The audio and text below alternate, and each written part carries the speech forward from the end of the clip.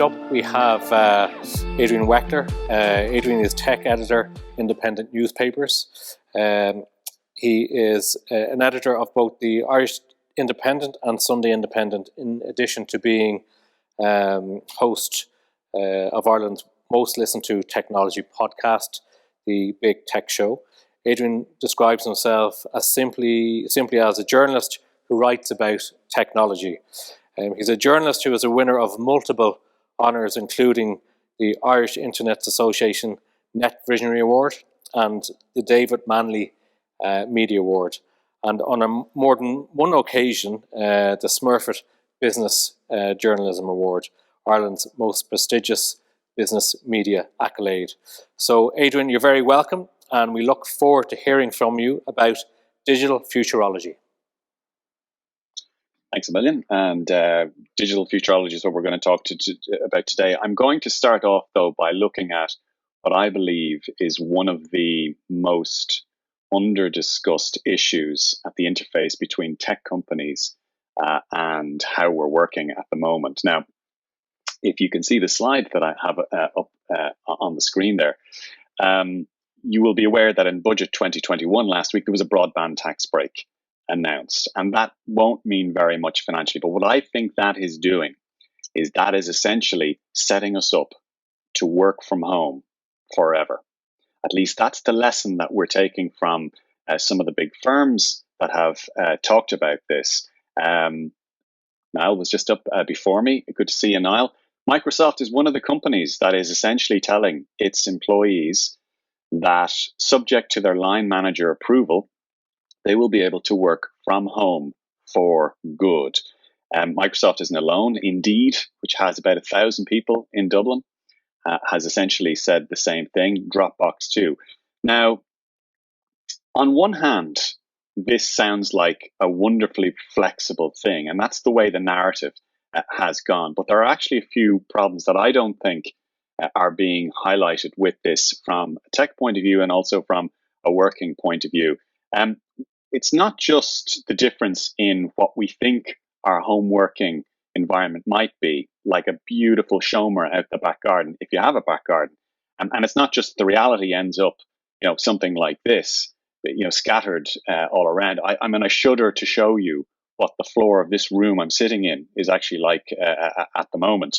The issue for me is more of a generational one. And I think the narrative is wrong on this. And I don't think that nearly as many of us are going to be working from home as we imagine. And the reason, I think, is a generational one. Most of us, when we talk about this, we talk about it in the context of having, a suburban home with a garden and, 3 or 4 rooms. This right here is an apartment. That's an apartment as well. And that's an apartment. Now, what's common to these apartments it will typically be somebody under the age of 30 living there. Now, what we're kind of saying in our work from home mission to younger people is that for the rest of your life, perhaps, or certainly for the next few years, or when you get out of college, this is going to be your workplace, and it's also going to be where you live and where you sleep. And that brings up this counter argument that you hear on, radio shows with people like me over the age of 35 or 40, who say things like, "But this is fantastic. It's a great liberating thing. Younger people now, they won't have to put up with the massive rents in Dublin. They can move out to somewhere with an awful lot more space. It's going to be a revolution in quality of life." And with the greatest of respect, I'm not sure how many people watching this webcast today remember what it was like when they're 23 or 24. But was your idea of an exciting professional life a bungalow in Leitrim or Longford or Roscommon? And I don't mean to be facetious about that. I mean, it could be a very nice house, for example. It could be somewhere in the Wicklow Hills or, with lots of space and a nice build. The point I'm trying to get across here is that working from home is not something that young people, I believe, are going to flock to. There are lots of other reasons why they want to work in an office. when you're that age, you want to meet people, you want to advance your career, you want to learn how company culture works. These are all very, very important things. Um, Everybody watching this today probably has their own established society, their family life set up, everything organized, and that's fantastic. But it's not the life of a young person. Career progression is another major issue. Whereas most people watching this today have our set relationships. We know what we're doing. We have our bosses. We have our tasks for the week or the month. Younger people don't. They need to physically see and learn what is going on. And that typically happens in offices. It's very, very difficult to do that over Zoom. Um, and like we slag off offices an awful lot. And I heard it referred to earlier on as a collaboration space, which it may well be. But it's more than a collaboration space. If you're somebody who is younger, it's a place to be seen, to acknowledge. It's a place where you first get your professional respect, where you get confidence, where you literally learn what to do for the welfare of the company.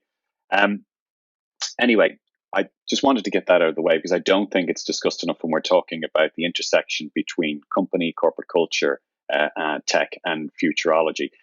Interestingly, the government is now also talking about a future right to work from home and also the right to disconnect. Now, what does disconnecting mean? I'm not sure how many of you use alternatives to email, such as Slack. I would say most people do. I would bet that most people watching this now have, in the last 6 months, started to become very au fait with the chat function in Teams, for example. WhatsApp, you find more and more work texts and work related stuff creeping into to WhatsApp. There are two schools of thought on this, and you don't necessarily want to take it from the tech industry, even though I think that that's what's going to happen. There's one school which says that you should be able to clock off at 6 o'clock, quality of life. That's probably unrealistic because of all of the tools that we have available to us. This pandemic and this lockdown, I think, has illustrated to most of us what actually happens. And that is that you work up until dinner, you have dinner, and you'll absolutely go back for an hour or two to finish something off. There isn't really an answer for that because the laws of gravity in a market economy will mean that whoever gets the project in tends to advance. It's an unfortunate kind of American concept, but that's the way it's going. So you probably want to best familiarize yourself with some of those tools. That said, you should plan a pragmatic and a practical way to use your tech when working from home. The setup that I like best is one with a couple of monitors. I also like them at eye level. I mean, for example, the device I'm talking to you at the moment is actually an iPad Pro. I have it literally sitting on a cardboard box rather than, for example, down here, you'd be sort of looking up my nose. It's just a lot more practical. A lot of people don't do that.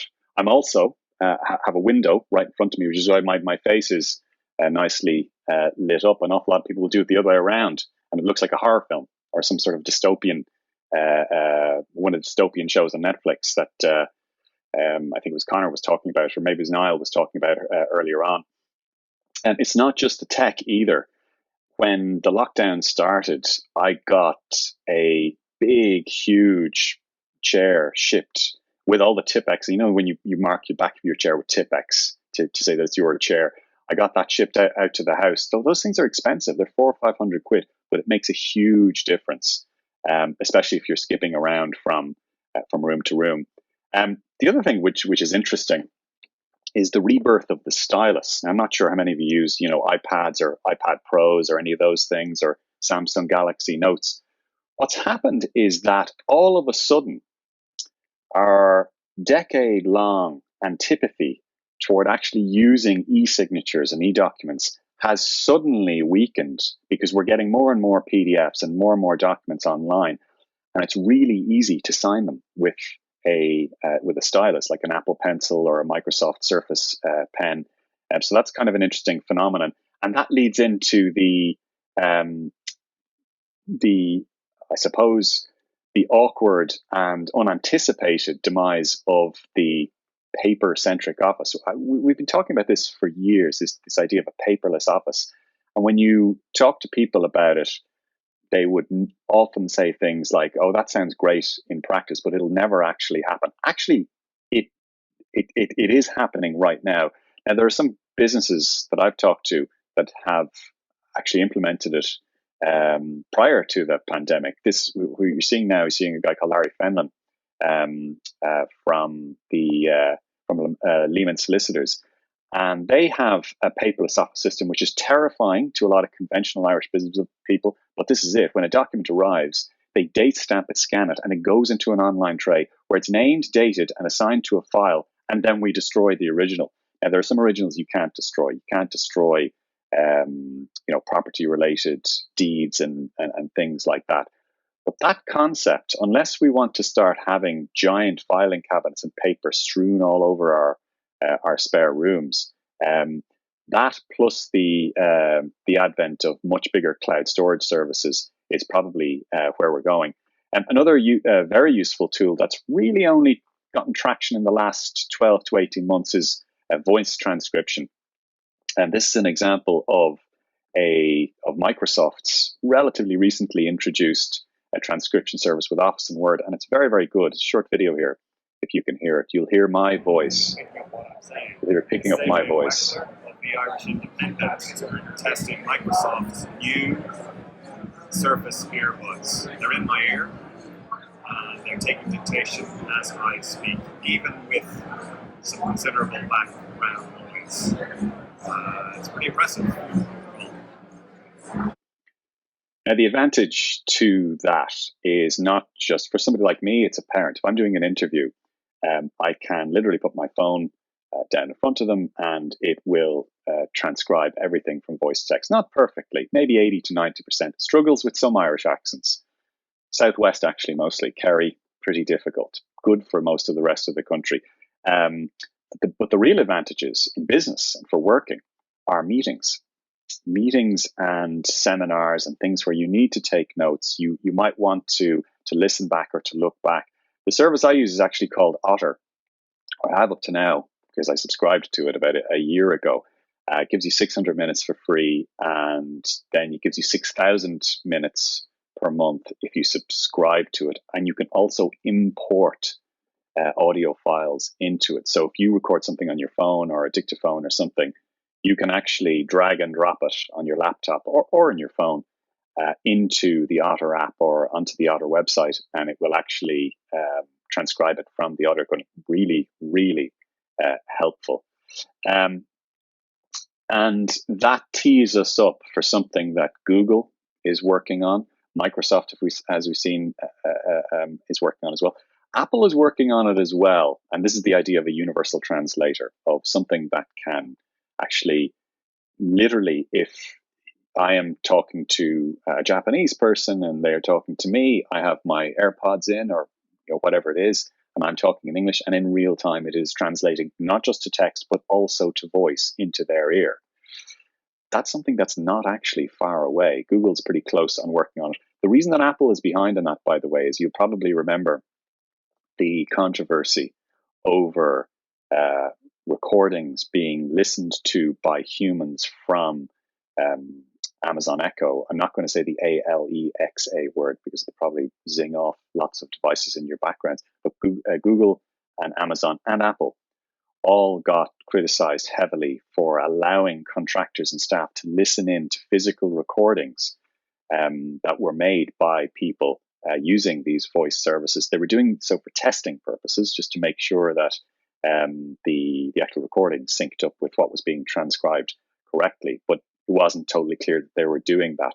But Apple has a much more privacy-centric view, which is good in one way, but on the downside, it means it's not as good at voice tech as either Amazon or Google or even Microsoft, which is why, for example, with Siri, so sorry, I said the Siri word. Sorry if things are zinging off right now, but SIRI, it's a bit more hit and miss, you'll probably find, than your Amazon Echo, for example, at home. Now, other things. Are any of these things going to be game changers in tech or in the way we work in the next few years? 5G. So we've just had, the little clicker I'm using today is actually it's not, but I got the iPhone 12 Pro there. Very nice phone, by the way. If anyone wants to know any more about it in the Q&A, go ahead and ask me.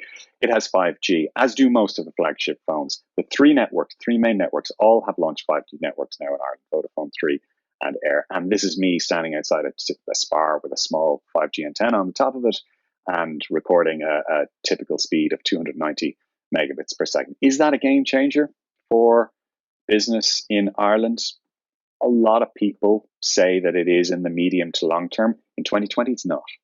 In 2021, it probably isn't either, unless you happen to be in a niche like a mixed reality, augmented reality, some sort of advanced Internet of Things niche, or you happen to have a self-driving car ready to go next month and you need the 5G network.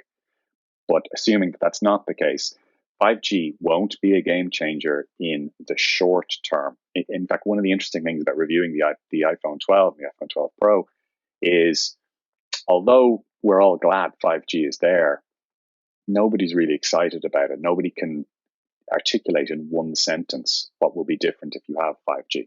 So I would say yes in the medium term, no in the short term. Folding phones like Samsung's Galaxy Fold 2, is that going to be a big thing? If you have $2,000, sure, because almost none of the folding phones cost less than 17 or 1800 euro. I had the Galaxy Fold, by the way, for a while. It's a very nice device, with one exception. You end up not folding it out on the street because you just look like a weirdo.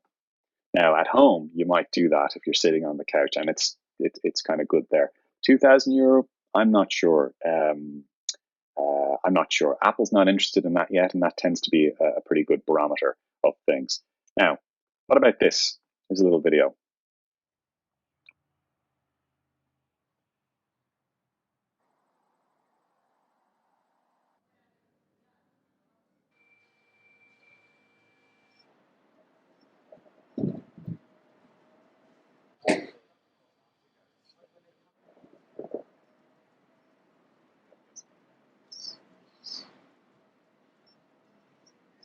Future delivery in a number of countries, possibly including Ireland. And this is the way they see it. They see a supply chain line with the item being boxed up, whizzed off by drone within a couple of kilometers, land safely on somebody's lawn. He's not stoned or bricked by feral youths setting off bangers. So in other words, they haven't trialled it in Ireland.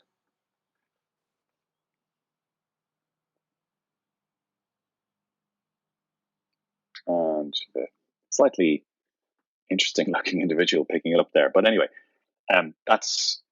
is that going to be the future for shopping? Well, actually, in Ireland, there are some who think it is. So you probably have read about Bobby Healy, who has a company called Mana Aero.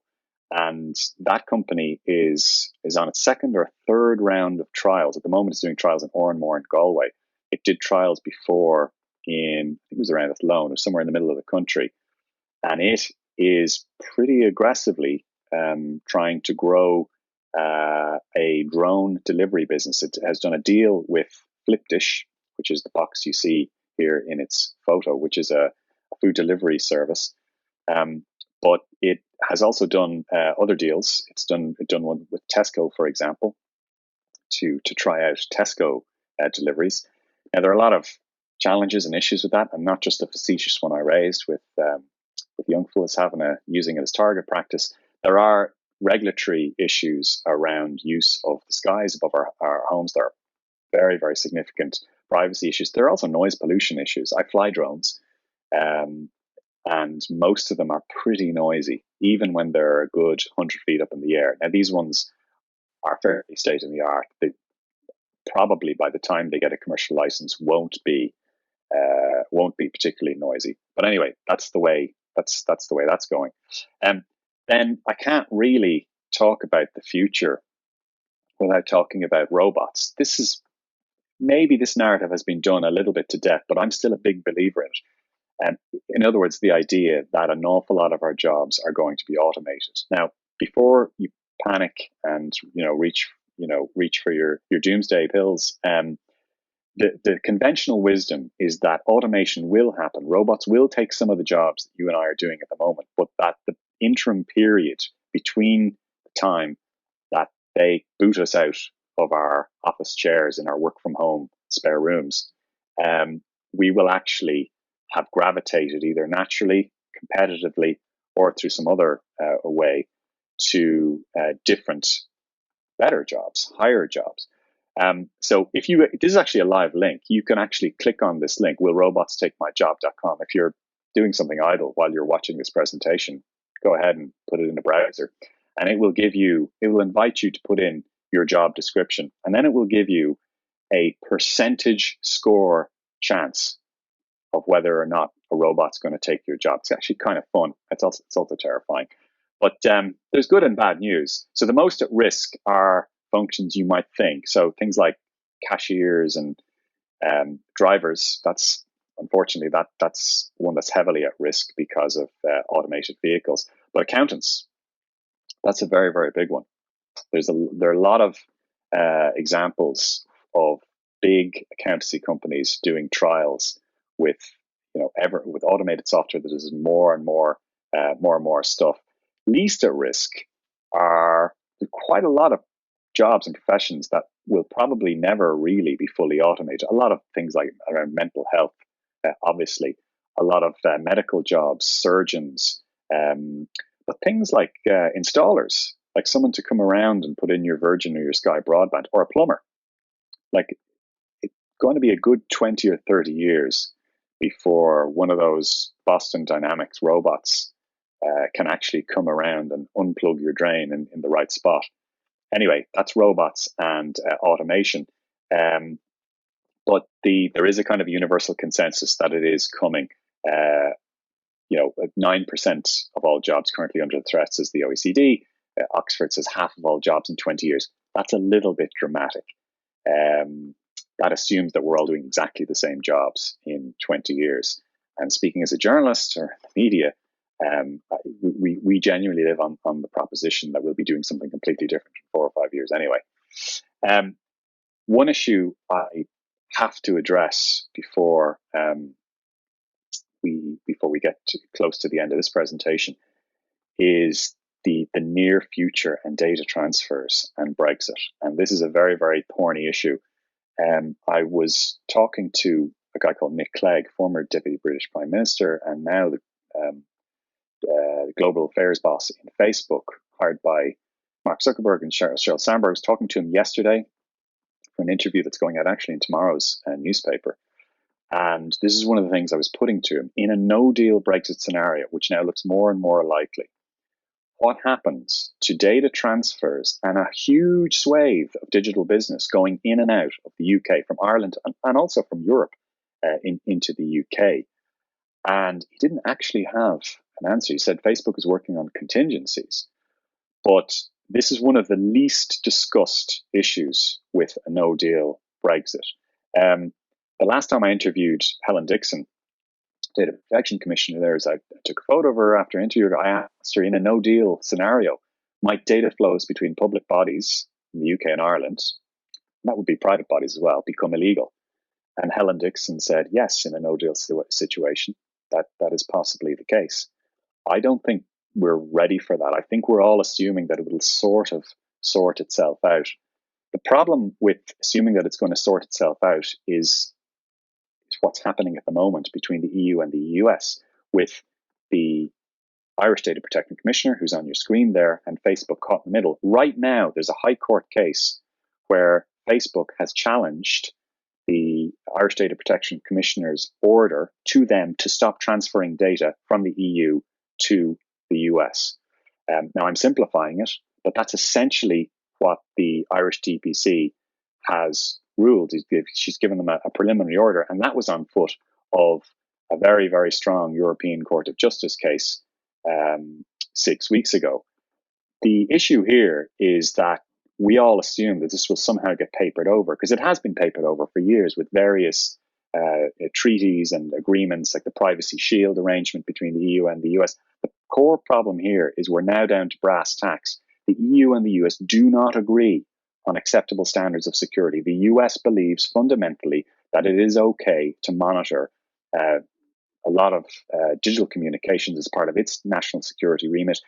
The EU believes fundamentally that it is not okay to do that because we have a fundamental right to privacy. And it's very difficult to see right now where the twain are meeting on that. Helen Dixon is caught smack bang in the middle because Facebook has its headquarters here in Dublin, as does Google, and as do a whole host of other digital firms. Ireland is caught right in the center of this.